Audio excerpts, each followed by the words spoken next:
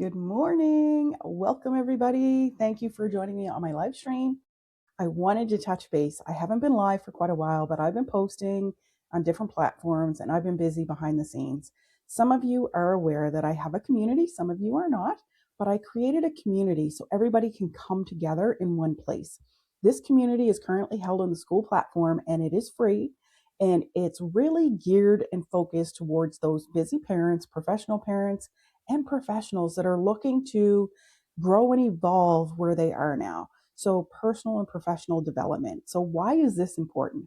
Well, at the surface level, we may not think that we need personal development, personal or professional development for that matter, because we're being taught skills and we're being taught strategies at our work, and things seem to be running along smooth.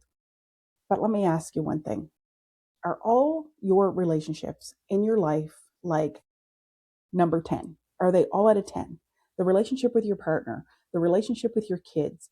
What about your family, your parents, your siblings, your cousins and aunts and uncles and grandparents that you're close with? Are those all at a 10? What about your coworkers? Like we talk about professional development, those are relationships. So, how is your relationships with your management team? How are they with your coworkers? Depending on the role you're in, if you're in a supervisory role, how well are your people that you're managing really comfortable coming to you with just about anything and everything? That's a question I ask a lot of people because on the surface, you might think everything is great. And will it ever be a 10 out of 10? Probably not. But it should be above five. It should be at least hovering around that 7, 8 mark most times. Even your friends, like God knows our friends are usually our go to, but sometimes there's still friction. And you want to be able to mend and repair those relationships so that it doesn't carry forward. And how well are you at letting stuff go, forgiveness, releasing, and letting go so that your relationship can stay at that level 7, 8, or 9? And that's the question I ask because when we're functioning in high stress, that's when we are up here all the time. And that was me in the workforce. I was always up here for the longest time. Our bodies are out of chemical homeostasis, it throws a chemical makeup inside of our bodies for a loop. So we become in a state of dis-ease. And that put together equates to disease. Now, some of you may or may not agree with me, and that's fine. But science has proven that when you're high level of stress, your cortisol levels go out of whack, which causes your body to go out of whack, which can contribute to alternative health issues that may not even think that they're related. Some of you may even think that it's genetic in the form of cancer or in the form of heart disease, lung disease, and all these other things. But your high stress is contributing to that taking place a lot faster. So when I learned this through Dr. Joe Dispenza, who does a lot of neuroscience and a lot of health science, I was like, I got to get out of this stress mode. But when I was in high stress, my relationships were not ideal. There was a point when I almost cut my dad out of my life. There was a point when my daughter didn't want me around, not even in the same room. When it comes to coworkers, some I got along with great, some I didn't. Management, some I did, some I didn't. So when I start looking at all these different relationships and the people that I needed to work with on a daily basis, where were those relationships on a scale of 1 to 10? And if they were below that 7, 8 mark, there's room for growth, a lot of growth actually. And I'm happy to say that now my relationships, because I've done this work with my dad, with my daughter, with my friends, with my family, is so much better. Like it's at a level I never thought it would be. And that's important because we sometimes think that we can't heal or mend what's already happened.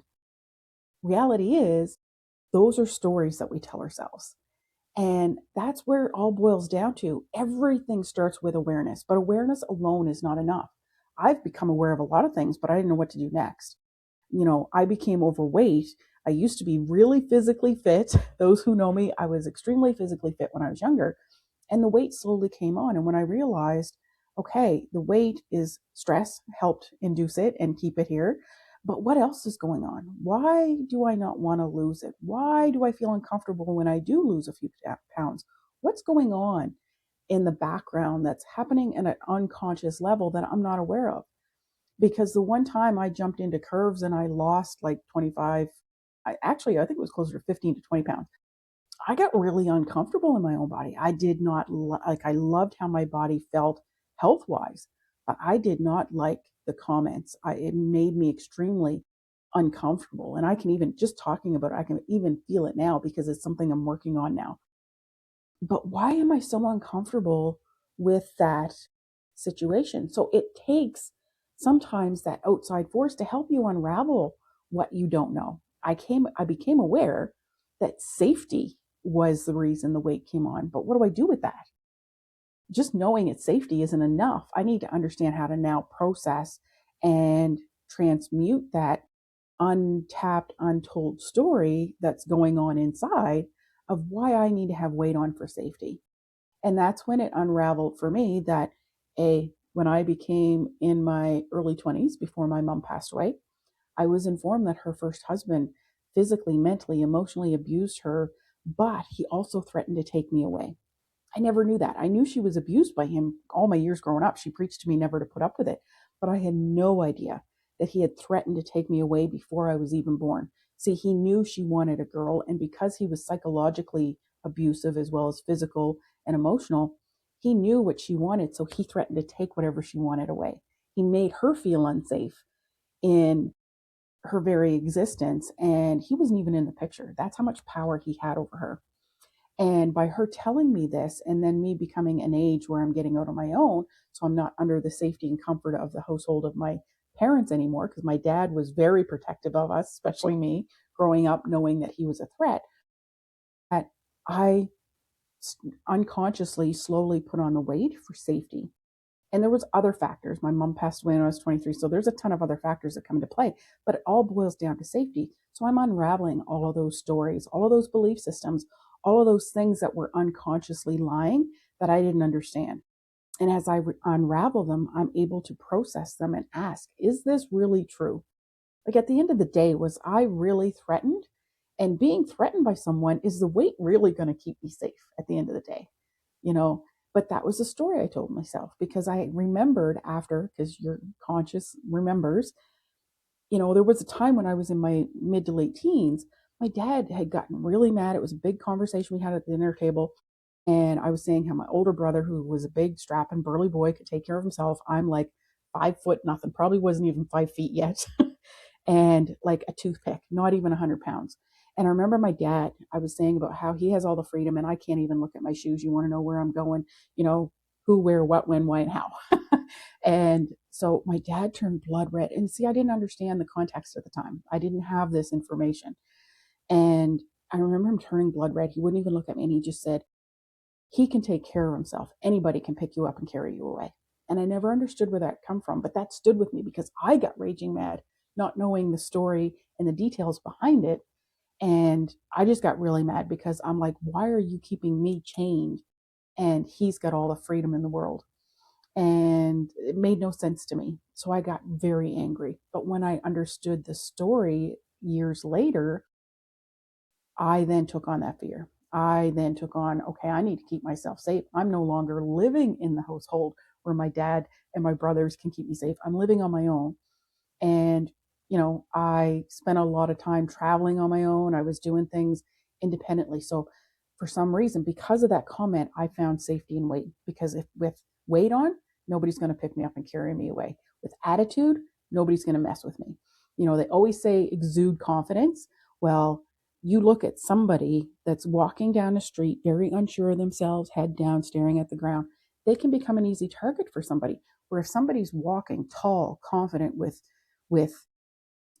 aggression, or like I say the word aggression because that's how I would walk, like with attitude and confidence and or aggression like I did, the odds of me becoming a target are a lot less because I exude that I will fight before I freeze and flight. So anybody who's targeting anybody looks at those factors. Now, is it 100% true? No, it's not. There are confident people out there, people that know, different modalities in martial arts. They still get hurt. They still get taken. They still, like, none of it is 100% true. Does it help with the odds? Maybe a little, but it's not 100% true. But these were the stories I told myself. So The weight became safety and I didn't even know it. And when working in the high stress, I used to thrive on it, thought it gave me the edge in the workforce and in the industry, but it was slowly breaking my system down. I had no idea, no clue whatsoever. So when that high stress and I was functioning in that high stress, it was impacting my relationship. So when my mom passed away and my dad met somebody new, we struggled. We were all grieving and we were struggling with all the things that were unraveling. And I was constantly, and I think my brothers were too, because we validated each other from time to time in the same story, that you know, we felt abandoned. We felt left behind. We felt like he wasn't listening. We felt like he didn't love our mother because he moved on so fast. And none of these stories were true, not one of them. But in our minds, they were 100% true. And we responded, reacted, and our feelings were tight. We were like, I was always ready to fight. Like every time I had a conversation with my dad at one point, I was always prepared for a fight. I was mad at him for not calling and staying in touch, but when we did get in touch, we fought all the time. So no wonder he didn't want to stay in touch, and he did, but he had so much going on that I wasn't aware of because I was telling myself other stories and I wasn't understanding his situation. So it caused a ton of friction to the point where I don't know, it was probably 7, 8 years after my mom passed. I was ready to kick him out of my life completely, like be done. And I thank God that I didn't because our relationship is so much stronger today than it ever was prior to. Because when you're younger, you kind of butt heads with your family anyway, because you're trying to find your way. They don't want to let go. I get it. I'm at that stage now. And there's things that are happening when you're younger. So yes, you might be close in some sense, but you're not closely and deeply connected the way we are now. Like the level of relationship and the deepened connection that I now have with my dad, with my brothers, like it's way beyond what I ever thought it could be, ever, because I've grown and evolved. They've grown and evolved. And I've taken on the personal development. So I've learned how to release and let go and understand there's other sides of the stories, there's other perspective, there's other things at play that I'm not aware of. So it's easier for me now to give grace where before I was so rigid because of the high stress, the high functioning, the all the stories that were going on, not just with the safety, but that was part of it. Because I needed to keep myself safe, I kept those relationships distant because they were fight and resistance. So there was a safety type of reaction story that I would tell myself when I was around my dad and my brothers. So I would be defensive. I would be ready to jump. I would be ready to, we're a very quick-witted family. So always ready for that dig, that punch. And I don't have that now. So because I don't have that now, the relationships have like we still have fun, we still have our digs, but now I know they're in fun. They're not out of underlying tones or underlying hurtful tones. And there was no hurt intended, but the perception from my level was that it was. So I talk about these relationships because I've grown, evolved, and mended so many of them. But in doing that, I've noticed there's foundational nuances, so to speak, or pieces. There's foundational pieces that if you learn them, you can have thriving relationships with anybody, and the ones that are damaged are possible to be repaired. Now, understand relationships are a two-way street, so it takes give and take on both sides. But for the most part, any relationship that people want to stay connected and people want to mend, it's going to be a reciprocation. So as you calm and relax your nervous system and understand these foundational pieces, when you show up differently, they will reflect differently and come in. See, my dad has not done all the personal development that I've done, but because I've done it, I'm able to now step in and see things differently. I'm able to now step in and even guide him along sometimes when I see him doing the same behaviors I had because I'm aware he's not. So I'm able to help guide and coach and even, give him alternative ways and perspectives, able to release and let go.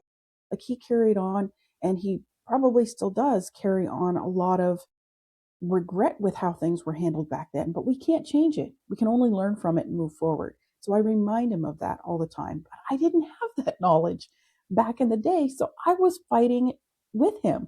I was having the regrets and I was having all the same things he was going through, which caused this to happen when we come together.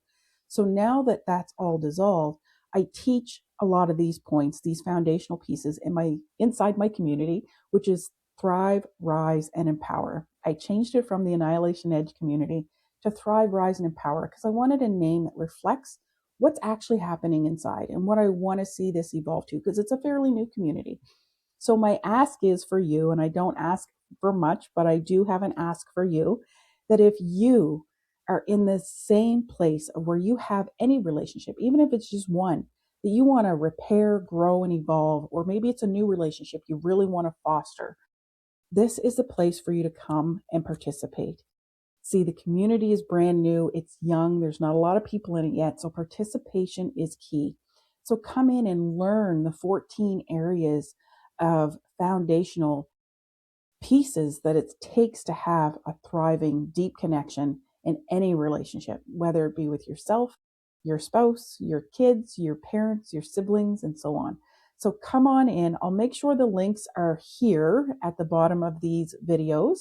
So give me a few minutes after we cut off this live.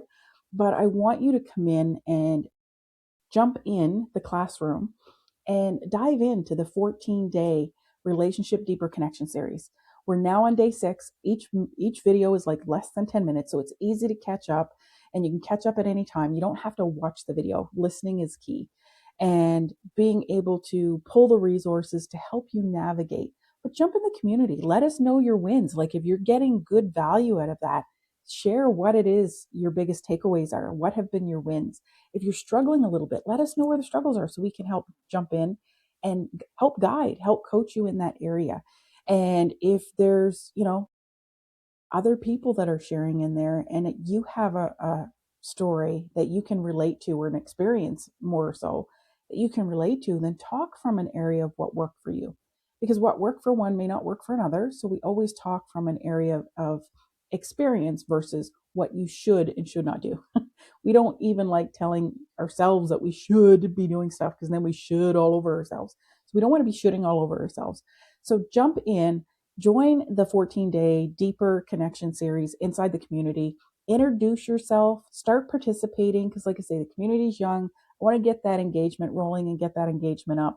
So I'd love to hear your introduction so we can get to know you better and jump into the resources and share, especially share your wins. This is an area I'm learning and growing myself. Never celebrated our wins. We just keep on moving on to the next and just keep going. I'm not one that wants to be put in the spotlight. I'm loud and proud, but I'm not one to be put in the spotlight. So, I never celebrated wins like I probably could have. So it's important that we all learn to celebrate. Even the smallest little wins make a huge impact, especially when you learn to celebrate on a regular basis. So come on in. We start day 1 with awareness. Day 2 is all about stories. Day 3 is assumptions. Assumptions are a big one. Stories are a big one. Day 4 is all about outcomes. Day 5 is the questions. What questions are we asking? And as we grow and evolve, we can start asking better questions for better outcomes. Day 6 today is deposits. And jump in, learn what deposits are really all about. Because when I say this, you're thinking, what? But learn what deposits are all about.